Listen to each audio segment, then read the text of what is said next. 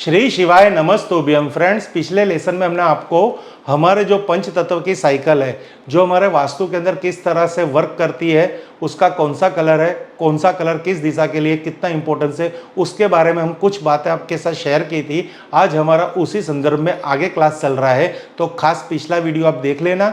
उस वीडियो की लिंक इस वीडियो की डिस्क्रिप्शन पे हमने दे रखी है। अब यहाँ से हमारा नया क्लास स्टार्ट हो रहा है, तो आप सब इसको शांति से ध्यान से ये सीखिए। ये बेसिक वास्तु फंडा है, अगर ये आप सीखेंगे तो आपके घर के अंदर बहुत कुछ आप चेंज कर पाओगे। फ्रेंड्स, अब यहाँ से हम लेसन चालू कर रहे हैं, तो आप थोड़ा कॉन्सेंट्रेट देना, ध्यान एकत्रित करना, जो भी कोई व्यूअर्स हमारी अभी वीडियो देख रहे।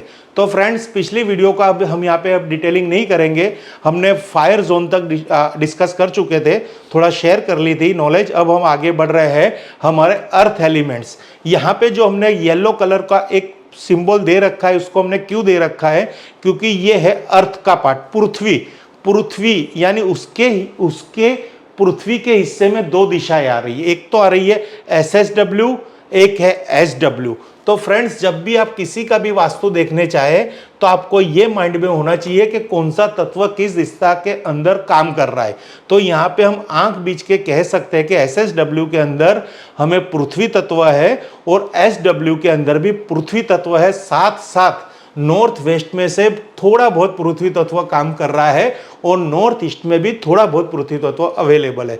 तो यहाँ पे हमें पृथ्वी तत्व से रिलेटेड कोई भी कलर इस जोन में अगर हमें मिल रहे हैं तो हमें यहाँ पे कोई भी डरने की जरूरत नहीं है, क्योंकि वो कलर उस दिशा के लिए थोड़ा बहुत काम कर रहा है। तो अब यहाँ पे SSW, अब ये पृथ्वी कैसे निकल के आई, जैसे हमने पिछली लेसन में पढ़ा था, समझा था, नॉर्थ से पेड़ बन गया, यानी पानी से पेड़ बना, पेड़ से जल अग्नि बनी। अब अग्नि से कैसे डायरेक्ट पृथ्वी बन गई, तो अग्नि जब जब शांत होती है तो उसमें राख बनती है। राख यानी हमारी पृथ्वी, तो पृथ्वी को हम राख कहेंगे। तो ये है पृथ्वी तत्व, यानी ये पृथ्वी तत्व फंडा है। यहाँ पे आपको ये देखना है कि यहाँ का जो बेस कलर है वो पृथ्वी का कलर है, येलो की प्रॉपर्टी। जैसे आगे मैं नेक्स्ट क्लास जो लूँगा वो कलर पे लूँगा कि कौन सा कलर कौन से जोन में, यानी मीन्स कलर की कैसे प्रॉपर्टी देखी जाती है, वो भी मैं आपको समझा दूंगा। तो यहाँ पे येलो कलर से जो पृथ्वी को प्रेजेंट कर रहा है SSW, SW यानी नैऋत्य कोण और नैऋत्य कोण की दक्षिण दिशा। तो यहाँ पे ये पृथ्वी के अंदर अब पृथ्वी किस किस जोन को डिस्टर्ब करेगी। तो फ्रेंड्स, अगर गलती से समझिए, यहाँ पे आपको वास्तु में, अब किसी का वास्तु देखने गए, यहाँ पे रेड कलर है तो कोई प्रॉब्लम नहीं है, क्योंकि पृथ्वी कहाँ से क्रिएट हुई है, उसके पिछले जोन से यानी साउथ से ही पृथ्वी बनी है, यानी हमें कोई प्रॉब्लम नहीं है। अगर यहाँ पे कोई कारणवश ग्रीन कलर है तो ये एक वास्तु का नेगेटिव जोन कहा जाएगा, नेगेटिव कलर कहा जाएगा। क्योंकि पृथ्वी और ग्रीन एक दूसरे की नेगेटिव क्यों है। जब भी कोई भी पेड़ अपनी गति यानी अपना उछेर प्राप्त करता है, डेवलप होता है पेड़, तो सबसे पहले एक तिनका होता है, सबसे पहले तो एक बीज अंकुर होता है जो जमीन में डाला हुआ होता है। वो अंकुर में से जमीन फाड़ के एक तिनका डेवलप होता है, घास निकलता है, छोटा पौधा निकलता है। तो उसने पिछले तत्वों को क्या क्या ब्रेक किया, यानी वो उसका एंटी हो गया। यानी कभी भी पृथ्वी तत्व के अंदर ग्रीन कलर आएगा तो ये एंटी हो जाएगा, और येलो कलर कभी भी एयर जोन के अंदर जाएगा तो वो भी हमारे लिए नेगेटिव कहा जाएगा। यहाँ पे देख लीजिए, ENE ईस्ट और ESE, वहाँ पे कभी भी येलो कलर होगा तो उसको एंटी कहा जाएगा। SSW और SSW, SW में कभी भी ग्रीन कलर आएगा तो वो भी एंटी कहा जाएगा। तो ये एक दूसरे के नेगेटिव जोन हो गए। अब येलो कलर किसको डिस्टर्ब कर रहा है, तो येलो कलर यहाँ पे वाटर को डिस्टर्ब करेगा, क्योंकि हमने देखा है जहाँ पे बहुत गीला होता है तो वहाँ पे हम रेती डालते हैं, सैंड डालते हैं कि वहाँ पे सूखा करने के लिए, यानी हम नॉर्थ की एलिमेंट्स को वहाँ पे शांत कर देते, पानी को गायब कर देते और वहाँ पे पृथ्वी बना देते। यानी जब जब नॉर्थ जोन के अंदर, नॉर्थ जोन की वाटर जोन की फैमिली में NNW नॉर्थ, NNE और NE में कभी भी येलो कलर आ गया तो वो एंटी कहा जाएगा, और ब्लू कलर कभी भी इस दिशा में आ गया SSW के अंदर वो भी एंटी ही कहा जाएगा। तो यहाँ पे आपको खास देखना है, वास्तु के अंदर 5 जोन है, 5 जोन के 5 कलर है और उनकी फैमिली कलर है। जैसे ब्लू की हम बात करेंगे तो ब्लू के शेड ऑफ ब्लू यानी बहुत सारे कलर। ईस्ट में बात करेंगे एयर एलिमेंट की तो शेड ऑफ ग्रीन यानी बहुत सारे कलर। गूगल पे आप डालोगे कि शेड ऑफ ग्रीन तो बहुत सारी आपको कलर स्कीम पता चल जाएगी। तो ब्लू कलर कभी भी वाटर के, येलो कलर वाटर जोन में आ गया तो डिस्टर्बेंस है, ब्लू कलर कभी भी पृथ्वी जोन अर्थ जोन में आ गया तो डिस्टर्ब है। तो यहाँ पे 4 तत्व कंप्लीट हो रहे हैं। अब पृथ्वी किसको बना रही है? अब यहाँ पे जो नेक्स्ट जोन है वो जोन हमारे वास्तु के अंदर वो एलिमेंट 4 जोन कवर करेंगे, WHW, वेस्ट, WNW और NW। तो यहाँ पे आप देखो मैंने व्हाइट कलर किया है, यानी व्हाइट कलर किसको प्रेजेंट करता है? स्काई, आकाश तत्व को। पर साथ ही साथ पृथ्वी के अंदर क्या है? मेटल्स। तो यहाँ पे 2 तत्व निकल गए, मेटल एलिमेंट और स्काई एलिमेंट। तो हम यहाँ पे 2 तत्वों को यहाँ पे लेके चलेंगे, एक तो मेटल को भी लेके चलेंगे और एक आकाश को भी लेके चलेंगे, यानी धातु तत्व, आकाश तत्व, sky elements and metal elements. उसी तरह पूर्व दिशा में था, अगर आप पिछली वीडियो देखेंगे तो air and would, sky and metal.